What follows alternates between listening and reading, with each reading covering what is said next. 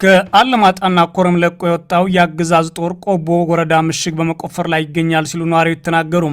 የብልጽግና አገዛዝ ከትላንት ጀምሮ በቆቦ ከተማ ሰዓት እላፊ ማወጁም ተሰምቷል። በሌላ በኩል በአማራ ክልል የተለያዩ አካባቢዎች በአገዛዝ ጦርና ፋኖ ኃይሎች መካከል የሚደረገው ውጊያ መቀጠሉን የመረጃ ምንጮቻችን አረጋግጠዋል። የትግራይ ኃይሎች ከበባ እያደረጉብኝ ነው በሚል በትላንትናው ዕለት ከኮረም አለማጣና ባላ አካባቢዎች ለቆ የወጣው የአገዛዝ ጦር በአማራ ክልል ቆቦ ወረዳ የተለያዩ አካባቢዎች የውጊያ ምሽግ እየቆፈረ እንደሚገኝ ነዋሪዎች ተናግረዋል። ይህ የአገዛዙ ጦር እንቅስቃሴ በአካባቢው ጦርነት ሊቀሰቀስ ይችላል በሚል ነዋሪዎችን ስጋት ላይ ጥሏል ተብሏል። ናይ አብይ አሕመድ ሕድማን ናይ ጌታቸው ረዳ ንስሓን ኣብ ጎቦታት ክንዋጋ ኣይትጸበዩና አብይ አሕመድ ገዲዩ ሰብ ውግእ ብኸመይ ከም ዝጅምርውን ምልላይ ዘጸገሞ ይመስለኒ። ውግእ ከም ዝጀመረ ዛጊት ዘይተረድኦም ሰባት ከም ዘለዉ ንዕዘብ ኣለና። ውግእ ተጀሚሩ ብኸመይ በዝርዝር ክንመጽና ናይ አብይ አመታት ናይ ጌታቸው ረዳ ሓድሕዱ ዝዋቃዕ ቃናታት ናይ ህወሓት ብልሓት መሰረታዊ ለውጦታትን ከመይ ቀኒኹም ዝኸበርኩም ተኸታተልትና ላይክ ኮሜንት ሼር እናቀድሙ ትካልኩም ትካል ሃገር እዚ ትካል እናበልና ድሕርዛ ሓጻር መሰጋገር ክምለሰኩም ኢና ስናይ ምክትታል ሳደራይ ፈታሕና ውጪ ኣስማዓኒ ባትበሪኽ ድምፂ ንገረኒ ኣጋውን ፀሓይ ክትዓርብ ድያ ክትበርኽ ሰማይ ኣምባሳደራይ ፈታሕና ውጪ ኣስማዓኒ እንዳትበሪኽ ድምፂ ንገረኒ ኣጋውን ፀሓይ ክትዓርብ ድያ ክትበርኽ ሰማይ አንተ ዓይኑ ብርከይ ስገመይ ስገመየ ብርሃነይ ብርሃነየ ንዓኻ እንተሒዘ ቁሩብ ንድሕሪት ክንመልሰኩም አብይ አሕመድ ኣብ ዝሓለፈ ሰሙን ዝኽሪ መበል 9 ዓመታት ሓይሊ ኣየር ሃገሩ ኣመልኪቱ ኣብ ዘስምዖ መደረ ክልተ ዓበይቲ ኣመታት ወይ ፎርሻዶው ንትግራይን ንኤርትራን ዘነጻጸረ ኣመልኪቱ ተዛሪቡ ነይሩ። እታ ሓንቲ እቶም ኣብ ጎቦታት ክንዋጋኣኩም ትጽበዩና ኣይተዓሸው ዝረኣቐ ኣጽዋሪና ዓጢቕና ዘለና ክብል ከሎ ሎሚ ህይወት ብኸንቱ እንኸፍሎ የለን ብቴክኖሎጂ ኢና ንዋጋእ ክብል እዩ ተዛሪቡ። ካልአይቲ መልእኽቱ ድማ እቶም ኣብ ሚግ 21 ዝተዓነድኩም ሃገራት ኣንጻርታ ዝተረኣቐ ኣጽዋራት ዝተረኣቐ ናይ ውግእ ነፈርቲ ዝተዓጥቀት ኢትዮጵያ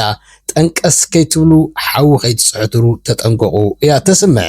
እዚኣ ድማ ብቐጥታ ፀረ መጥቃዕቲ ንኢሳያስ ምዃና እያ ተመልኪታ ዘላ።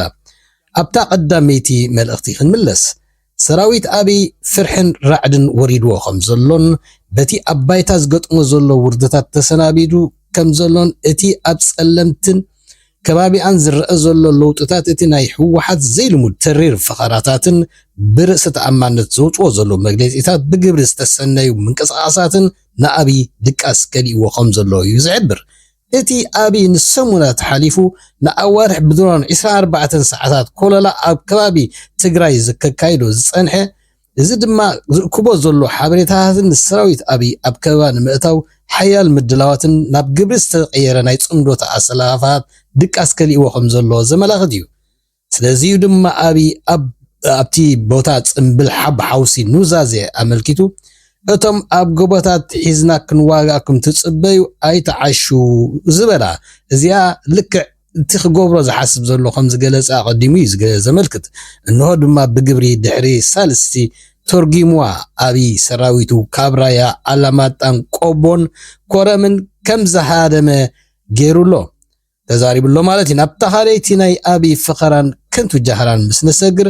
አብይ ንኢሳያስ ዝተረኣቐ ናይ ውግእ ነፈርቲ የብልካን ኣነ ግን ልዕሊ መጠን ተዓጢቐ ተጠንቀቕ እዩ ክብል ከፈራርሖ ፈቲኑ ግሎባል ፋየር ፓወር ነዚ ብዝመሳሰል ኣብ ዘውፅኦ ፀብፃብ ኢትዮጵያ 25 ናይ ውግእ ነፈርቲ ከም ዘለዋን ኤርትራ ድማ 20 ከም ዘለዋን እዩ ገሊጹ። እዚ ብወታደራዊ ትርጉም ክርአን ከሎ ንኤርትራ ናይ ዓቕሚ ናይ ማለት እቲ ናይ ኤርትራ ናይ ሓይሊ ኣየር ዓቕሚ ካብ ናይ ኢትዮጵያ ብዘይ ንእስ ካብታ ዓባይ ትባል ሃገር ኢትዮጵያ ብዘይ ንእስ ዳርጋ ማዕረ ጃላ ከም ዘላ ዘመልክት እዩ። እዚ ድማ ንበዓል ጌታቸው ረዳ ንበዓል አብይ አሕመድ ይኹን ነቲኦም ናቱ ሰርክል ድቃስ ዘባ ኣይኮነን። ኣነ ብውልቀ ነቲ ናይ ግሎባል ፋየር ፓወር ከም ናይ ሓንቲ ሃገር ናይ ሓይሊ ወይ ናይ ብቕዓት መምዘኒ ወይ መግለፂ ዝውስን ሓባር ጌራ ርእዮ ኣይፈልጥን አቢ ልብንተ ዝህልዎ ነይሩ ሻዕብያን ሕወሓትን ደርጊ ክድምስሶን ከለው ደርጊ በአማኢት ነፈርቲ ውግእን ልዕሊ 7 ታንክታት ቅጥዒ ዘይብሉ ናይ ከቢድ ብረትን ሚሳይላትን ሞርታራትን ክዕጥቕን ከሎ ሻዕብያን ሕወሓትን ነፈርቲ ዝበሃል ከም ዘይነበሮም አጸቢቑ ይፈልጥ እዩ ብፍላይ ሕወሓት ሞ ብዘይ ታንክታት መካናይዝድ ይሁን 4 ኪሎ አትዩ ብዘይ ካቲ በሓገዝ ናይ ሻዕብያ ዝተገበረሉ ማለት እዩ ስለዚ አጽዋር ኣብ ውግእ ተራኳ እንተሃሎ ክሳዕ ክንድቲ ሚዛን ሓይሊ ክቕይር ዝኽእል ዓቢ ተራ ከም ዘይኮነ በቲ ሕልፍ ወታደራዊ ክመሃር ከም ዘይከኣለ ዘገልጽ እቲ ጌታቸው ረዳ ካብ ሕልፍኩም ኣይትመሃሩን እዮም ዝብሉ ድማ አውራ ንጎይትኡ ንኣይኡ እዩ እዚ ካብ ሕልፍ ዘይመሃር ብቁጽሪ ወይ ከዓ ብናምበር ፋላሲ ዝፍክር ካብ ሕልፍ ናይ ስርዓታት ዘይመሃር ቀዳማይ እንተሊ አቢ አሕመድ ምዃን እዩ ንኣብነት ነዚ ዝራግጽ ወይ ዝደልል ሓበሬታ ኣነብል ተኾይና እዚ ዝሕጅዝ ካዝ ዘሎ ውግኣት ኣብ ዓለም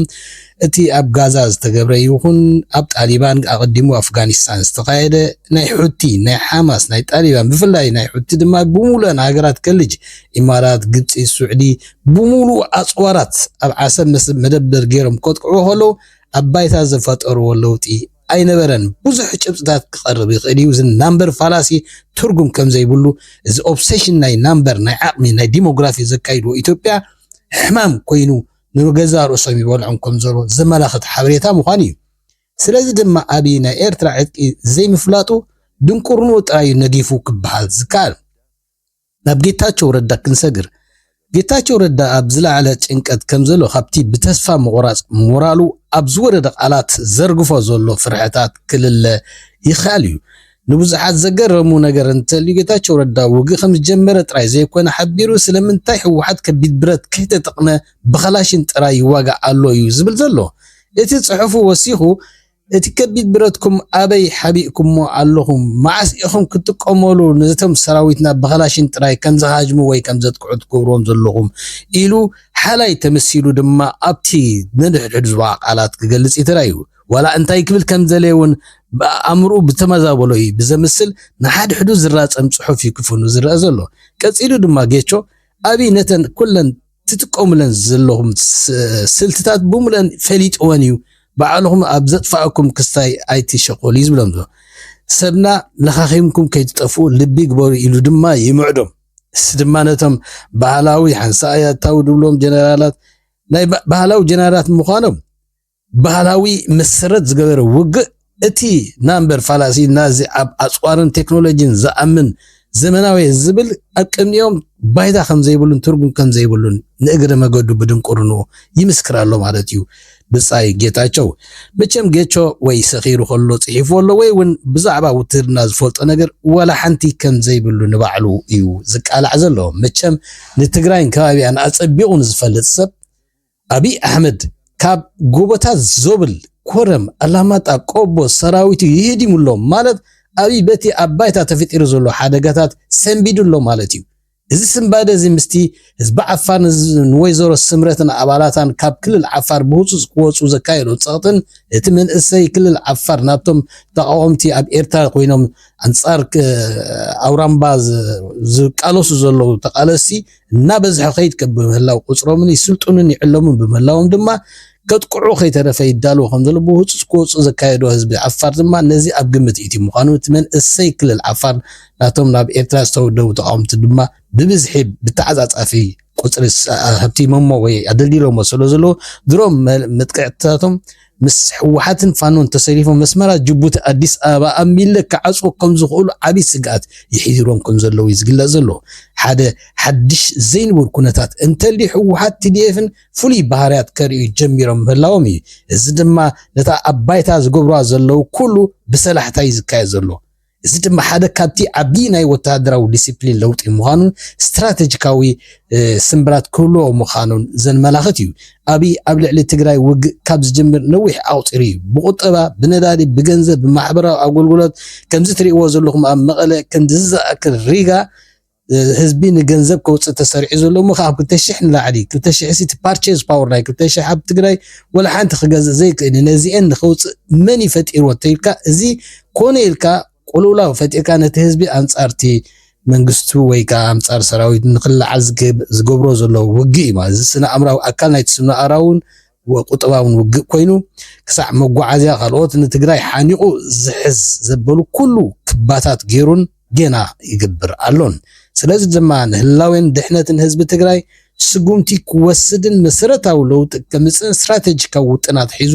ክኸይድ ተገዲዱ ከም ዘሎን ዛትስ ዋይ ድማ ኣብ መንጎ ፋኖን ትግራይን እናተናበቡ ናብቲ ስትራቴጂካዊ ፀላኢ ናብ ኣበኪሮ ገጾም ይማዕዱ ከም ዘለው ኣባይታ ዝረአ ዘሎ እዚ ድማ እቲ ጽምዶታት ብግብሪ ኣብ ወተሃደራዊ ኣሰላልፋ ኣባይታ ከርኢ ስለ ዝጀመረ ኣብይ ድሮ ክሃድም ጀሚሩ ክበሃል ይከኣል ኣብ ዝሓለፈ ሰሙን ጀዋር መሓመድ ምስ ሰበስልጣን ኣሜሪካ ተራኺቡ ከም ዝተዘራረበን ኣበይ ከም ዘሎ ጀዋር ንኽፈልጥ ብማሕበራዊ ሜድያ ኣቢሉ ትሪገር ዝገብር ፕሮቮክ ዝገብር ናብ ሜድያ ወፂኡ ኣበይ ከም ዘሎ ድሃይ ንኽገብር ዘካየዶ ወፍሪ ከም ዝነበረ ዝከር ኮይኑ ኣብይ ኣብ ማሕበራዊ ሜድያ ወፍሪ ገይሩ ድማ ተኣሲሩ እናበለ ዝካየዶ ወፍሪ እቲ ኣብ ኦሮሚያ ውሽጢ ዝካየድ ዘሎ ቃልስውን ፍርሒ ፈጢሩሉ ከም ዘሎ እዩ ጀዋር ኣቃሊዑ ቃል ብቓላ ድማ ጀዋር ኣብይ እቲ ንሕና ብውሽጢ ንኽሽኖ ዘለና ስለ ዝሸተቶ ራዕዲ ኣትይወሎ ኣብ ሓፂር ግዜ ክትርእይኹም ክእለዩ ኣብቅዕዩ ክብል ጀዋር ተስፍኡ ላዕሊ ምዃኑ ገሊጹ ነይሩ ስለዚ ድማ ኣብይ ብመጉልሒ ድምፂ ጌታቸው ገይሩ ዝበክን ዘባኽን ዘሎ ጠጥዕሙ የስማዕና ሰሰናይ ንኹሉና ማቴዎስ ዘላኦም ዝዳለወ ነይሩ ክሳብ ብኻልእ ትሕዝቶ ንረኻብኩም ብዝተኻለኩም መጠን ላይክ ሼር ሳብስክራይብን ገይርኩም ዝትካልኩም ክትዕብዮ እናተላበና ሰሰናይ ንኹሉና ኢትዮጵያ ለማኝ ሀገር መሆኗን ላስታውሳችሁ እወዳለሁ። ኢትዮጵያ ትልቅ ሀገር ናት፣ ሀብታም ሀገር ናት። ለልመና እጇን የምትዘረጋ ሳትሆን ለመርዳት ኪሷን ማበስ ያለባት ሀገር ናት። እኔ ደግሞ በተፈጥሮ የመለመን ጸጋ አለኝ። ልመና በጣም የሚሳካልኝ ሰው ነኝ፣ እድሜዬም በሙሉ ማለት ነው። ለምኜ ብዙ አላጣም። ልመና ሱስ የሆነበት ግለሰብና ማህበረሰብ መበልጸግ አይችልም። የሆነ ቦታ ኢትዮጵያ